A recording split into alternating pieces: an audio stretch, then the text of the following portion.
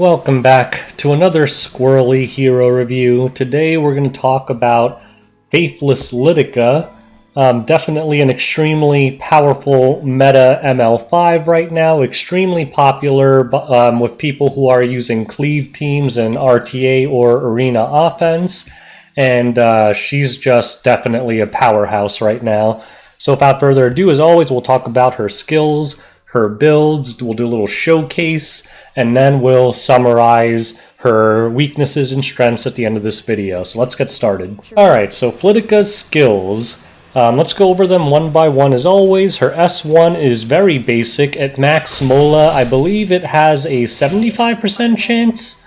75% chance to apply decrease hit chance, which is a very powerful debuff because obviously it stops them from hitting and critting and negates crit damage. But other than that, pretty basic S1, doesn't do a whole lot of damage.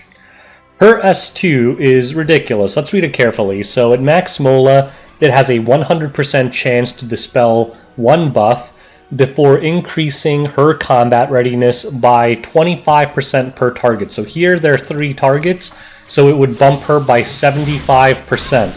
If there were 4 people, like there are usually, it's a 100% CR push, so it's almost the same as an extra turn, except she can be cut if someone is above 100%. And it also gives all other allies 5% per target, so against 4, the rest of your team gets a 20% CR push, which is pretty big. And it also can't be countered, so you don't have to worry about things like Elbrus or ML Ken. And it's just a really powerful move. An AOE Strip plus CR push plus gives her an extra turn.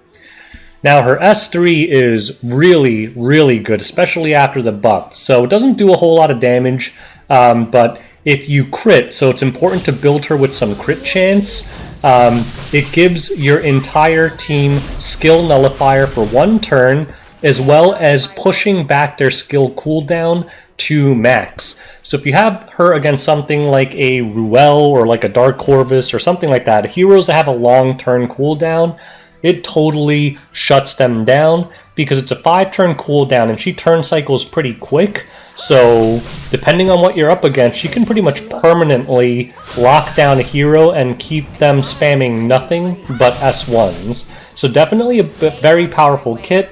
Now let's talk about her builds. Alright, so how do you build Lidica? Obviously mine's not level 60 yet, and in many cases, honestly, she's a lot like A-Lots. Like, she can do her job even at level 50. She's an initiator, so you can kind of get away with it. But the stats you're going to want to stack are speed, number 1. You need her to be fast. Number 2, you want effectiveness because you want that S3 to land. If you don't have the gear to get her to both high speed and high effectiveness, just settle for doing like 50. You're not going to be able to push back things like Ruels or high effect resist Crows, things like that, but you can still shut down one of their DPSs. The other thing that's really important with her now, because of her S3 relying on a critical hit, you really want to get her to as close to 100% as possible. Now, outside of RTA, it's not that important. If you're only using her in Arena and Guild Wars, she synergizes very well with CDOM, so you can get away with running her at 50% crit and use CDOM's crit buff for the rest. But you just have to make sure that CDOM cuts between Lidica's S3. But those are the 3 stats you care about: speed, effectiveness, and crit chance. Everything else really, really doesn't matter at all. You just want her to go first, initiate, and lock someone down.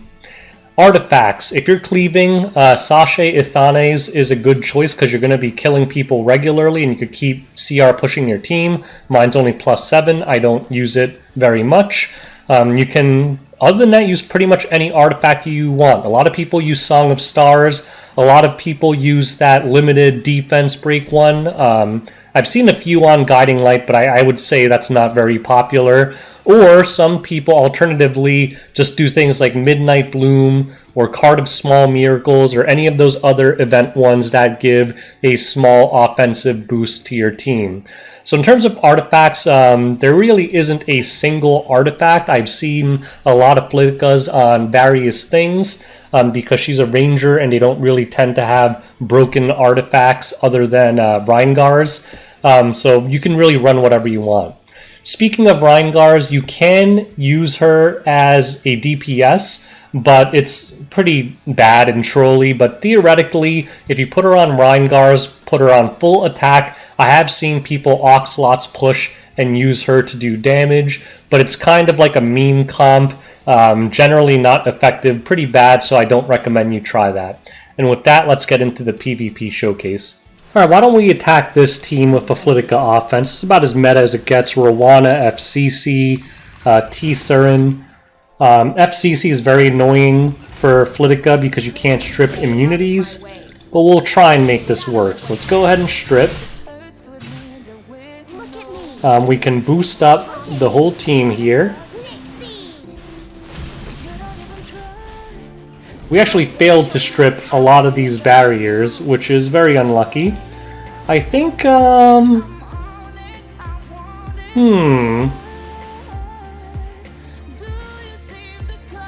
maybe we just work on the LR Crow. We will do this with the Arbiter. T-Surin gets a turn, but she has blind debuff, so no big deal there.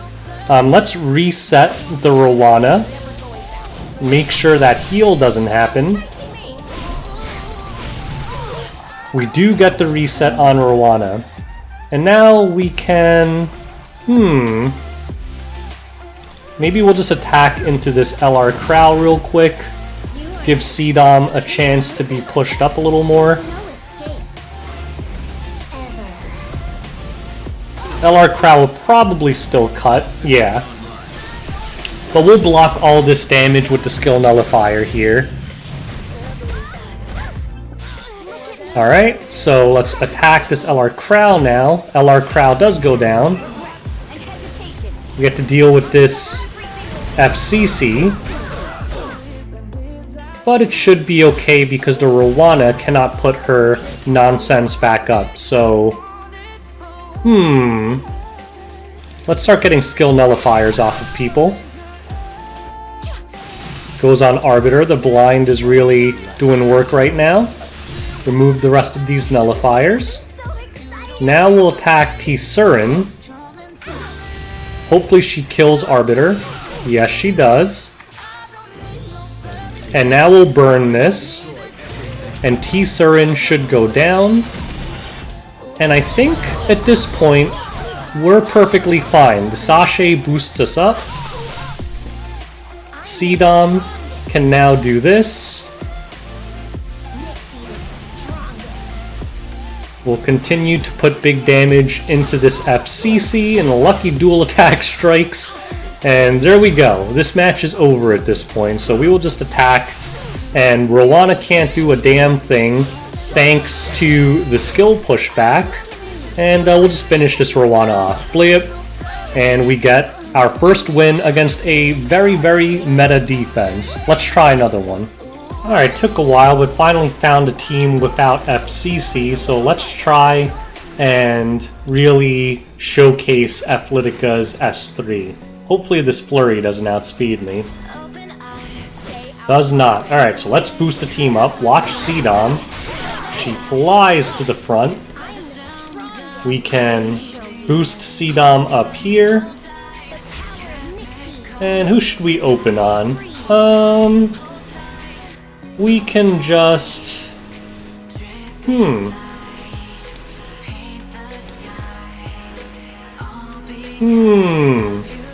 Let's just kill this flurry. There we go, get some big damage onto her. We can do this, get some big damage out. Now, what I think I'll do to really showcase her is, who should we reset? Maybe we just reset the Rowana here. Yeah, let's do that. So we can deny that heal and revive. We do land it 4-turn increase. So we will just attack into this Crow. And this is what I mean, like Lidica is controlling this match. Boosted my whole team. Thanks to her pushback, Rowana can no longer heal. We're pushing back people even more here. And notice my whole team is skill nullifier here. So T-Surin finally gets a turn. does all her nonsense, we don't care, we just ignore it. So now we can just go straight back on her. We'll just start attacking them. T-Surin is dead.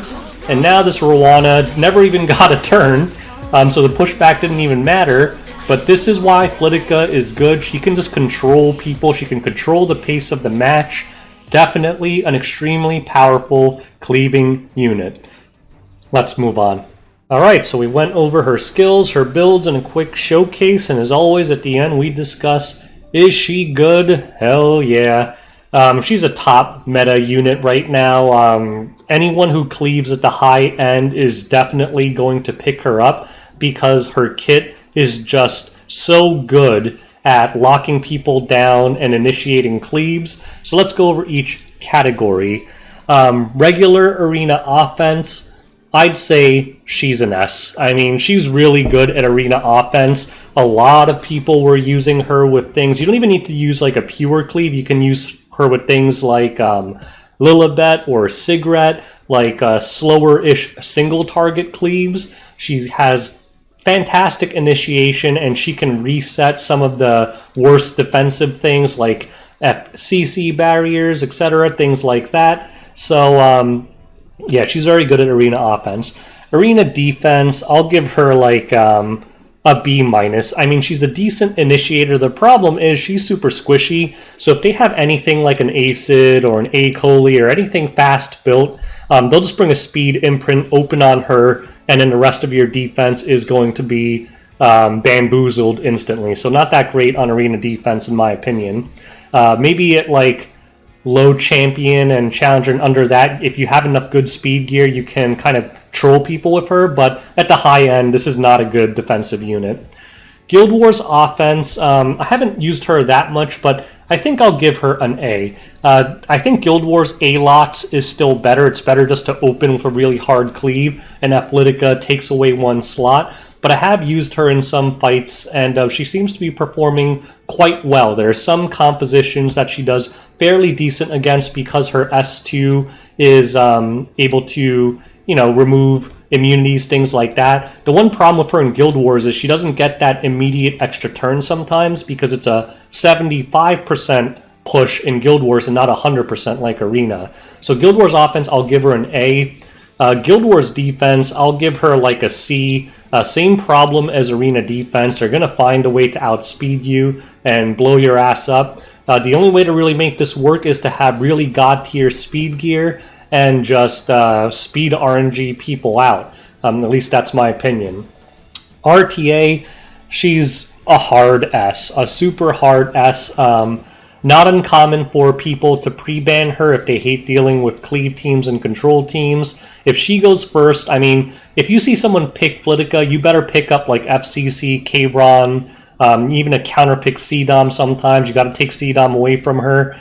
You're in for some hurt. So as soon as you see like an FCC pre-ban, be very careful because this is probably what's coming next. And let's not forget her S3. If they have enough effectiveness to land it on your Ruel or something, that's also pretty devastating.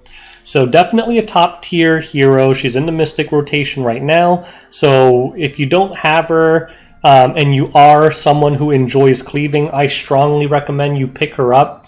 If you don't really care for cleaving and you are trying to build out your bruisers and you want to save your Mystics for bruiserish heroes, then yeah, you could pass because honestly, you really need a lot of speed on her for her to really shine. So anyways, that's my review of Lidica. I hope you guys enjoyed it. If you guys are cleavers, best of luck pulling for her. You won't regret it. So anyways, thanks for watching. Until next time. Peace out, boys.